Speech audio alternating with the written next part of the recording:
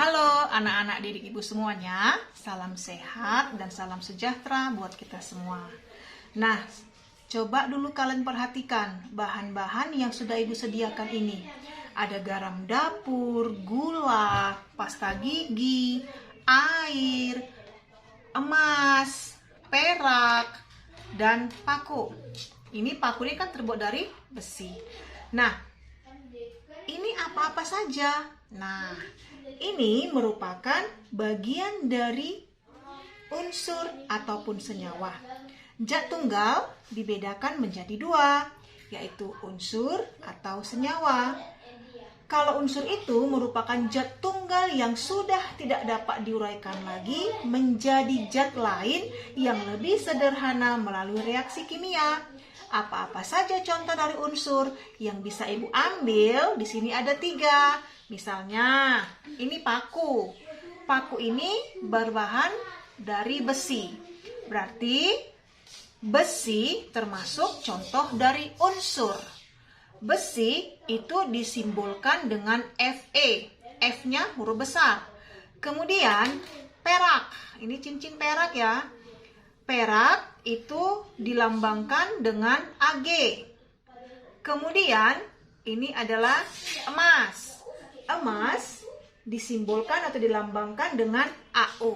Jadi dari ketiga bahan ini merupakan contoh dari unsur. Ingat, unsur merupakan zat tunggal yang sudah tidak dapat diuraikan lagi.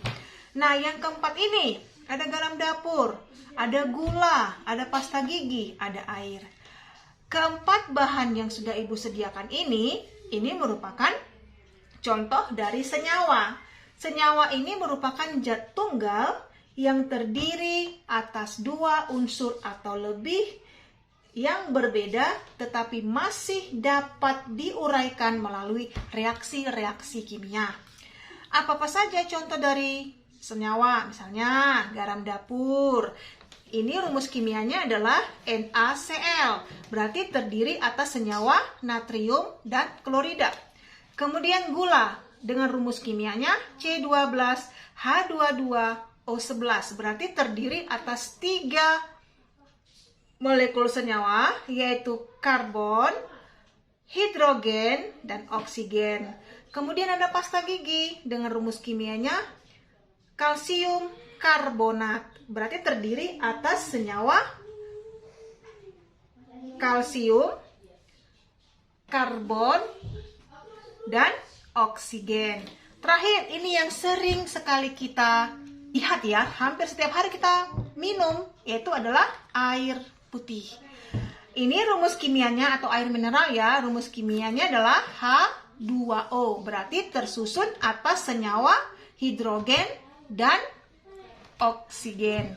Jadi inilah contoh-contoh dari unsur dan senyawa. Nah, sekarang kita lanjut mengenai campuran.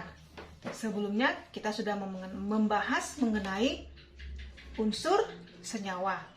Nah, kemudian kita masuk mengenai campuran. Campuran itu dapat dibedakan menjadi campuran homogen dan campuran heterogen. Nah, perhatikan baik-baik sebelum ibu buat tugas kalian.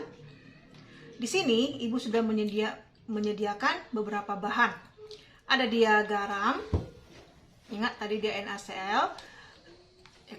Ada dia gula, ada dia tepung roti, ada dia pasir, ada dia kopi, ada dia minyak makan. Di sini ibu akan menyuruh kalian untuk mengidentifikasikan mana di sini larutan homogen dan mana larutan homogen dan mana dia campuran heterogen. Kalau dia campuran bersifat homogen, berarti campuran itu bersifat sejenis atau campuran yang sudah tidak dapat dibedakan lagi zat yang tercampur di dalamnya. Untuk campuran homogen itu terdiri atas zat pelarut, yaitu misalnya zat cair, kita ambil dia air sebagai zat pelarutnya. Kemudian zat terlarut itu merupakan zat-zat padat. Misalnya, inilah yang sudah Ibu sediakan ini merupakan zat-zat terlarut. Sudah? Nah, sekarang coba perhatikan salah satu contoh untuk Ibu buat. Pertama, Ibu akan mengambil gula pasir. Saya campurkan, ini merupakan zat terlarut dan ini zat pelarut. Saya campurkan ya. Kemudian saya kocok.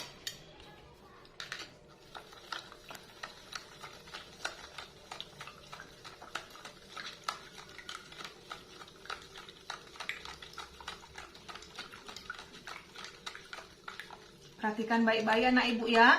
Di sini setelah kita larutkan gula, kita mau melihat apakah dia tercampur secara sempurna. Biasanya, kalau untuk campuran homogen tidak dihasilkan endapan. Sementara, kalau campuran heterogen akan dihasilkan endapan dan bersifat keruh warnanya. Warnanya keruh dan tidak tembus cahaya. Oke, sudah perhatikan anak ibu? Ini dia. Inilah setelah saya campur dia. Ternyata coba perhatikan, apakah terdapat endapan pada campuran tersebut? Tidak ada kan? Berarti ini adalah campuran yang bersifat homogen. Ciri-cirinya tidak terdapat endapan dan bisa tembus cahaya. Itulah contoh dari campuran homogen. Ini bisa kalian teruskan yang lain lagi. Identifikasikan mana dia campuran homogen dan campuran heterogen. Saya ambil lagi satu contoh untuk campuran heterogen. Misalnya saya ambil ini, pasir.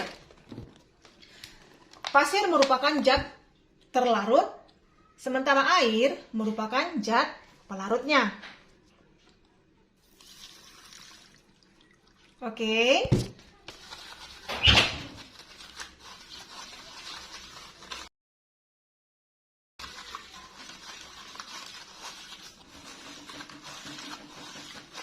Kamu lihat anak-anak, ini merupakan campuran heterogen. Kenapa? Karena setelah saya campur antara air dan pasir, terbentuk suatu endapan, di mana bagian bawahnya ini adalah pasir. Dia terbentuk endapan pasir, kemudian warnanya keruh. Ini merupakan contoh dari campuran heterogen. Bedakan dia dengan campuran homogen. Ini anak-anak ibu ya. Ini campuran homogen, tadi air dengan gula. Sementara air dicampurkan dengan pasir, ini merupakan campuran heterogen. Kenapa? Karena adanya endapan dan warnanya keruh. Nah, untuk tugas kamu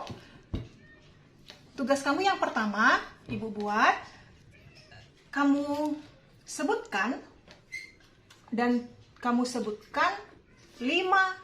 contoh unsur logam dan 5 contoh unsur non-logam dalam bentuk video. Tugas yang kedua, kamu praktekkan pekerjaan yang ibu buat ini. Kamu teruskan ya anak-anak ibu. Mana dia untuk campuran heterogen dan mana campuran homogen.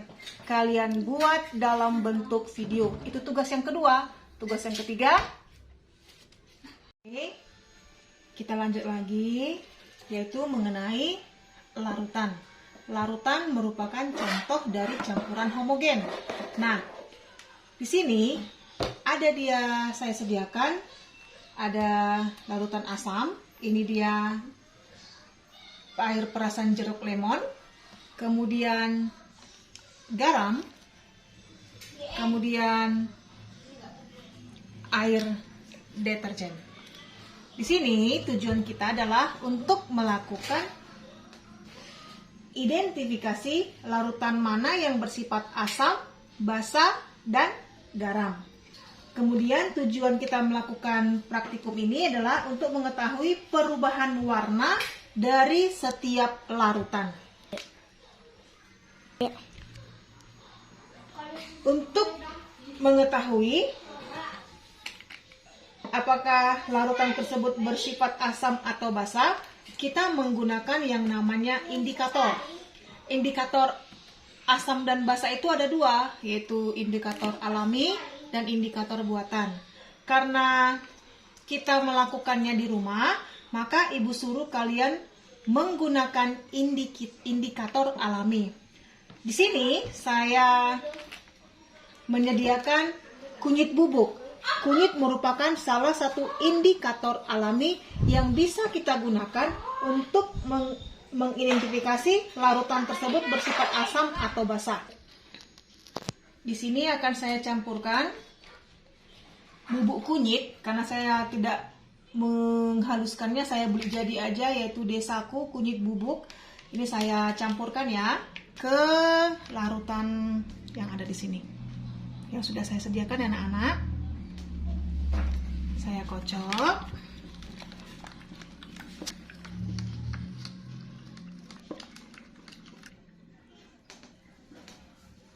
Ini. Kemudian saya masukkan ke sini.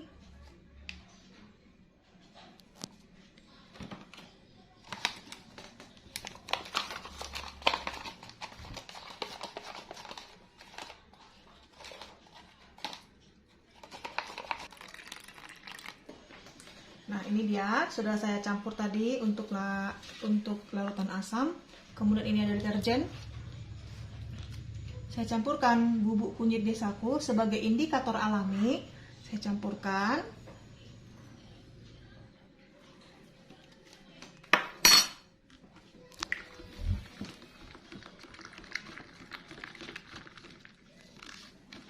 Nah, coba perhatikan dari ketiga larutan ini. Sudah. Nah, di sini pada larutan garam tidak mengalami perubahan warna. Dia tetap warna kunyit biasa. Nah, ini larutan air perasan jeruk nipis atau jeruk lemon. Saya campurkan tadi indikator alaminya yaitu kunyit. Warnanya lebih terang dibandingkan dengan larutan garam. Kemudian ini deterjen tadi, larutan deterjen, saya campurkan dia dengan kunyit sebagai indikator alami. Maka kamu lihat terjadi perubahan warna, di mana warnanya menjadi mengarah ke kecoklatan atau merah-merah tua begitu. Inilah dia. Nah, sekarang tugas kalian yang ketiga adalah coba kalian praktekkan di rumah. Tugas yang ketiga ini kalian kerjakan dalam bentuk praktek ya, buat dalam bentuk video, yaitu kalian identifikasi mana dia larutan asam, basa, dan garam. Tunjukkan hasil praktikumnya melalui video. Dengan indikator yang kalian gunakan adalah kunyit. Jadi pada hari ini tugas kalian ada 3 ya anak-anak ibu. Pertama, kalian menyebutkan 5 unsur logam dan unsur non-logam, masing-masing 5. Kemudian kalian juga harus mengidentifikasi campuran yang bersifat heterogen dan homogen. Dan yang terakhir, kalian juga mengidentifikasi larutan yang bersifat asam dan basa, serta perubahan warna dari masing-masing larutan dengan menggunakan indikator alami yaitu kunyit. Terima kasih. Segera kalian kerjakan tugas praktikum kalian. Ibu tunggu sampai hari Senin tanggal 13 September. Terima kasih anak-anak ibu. Shalom.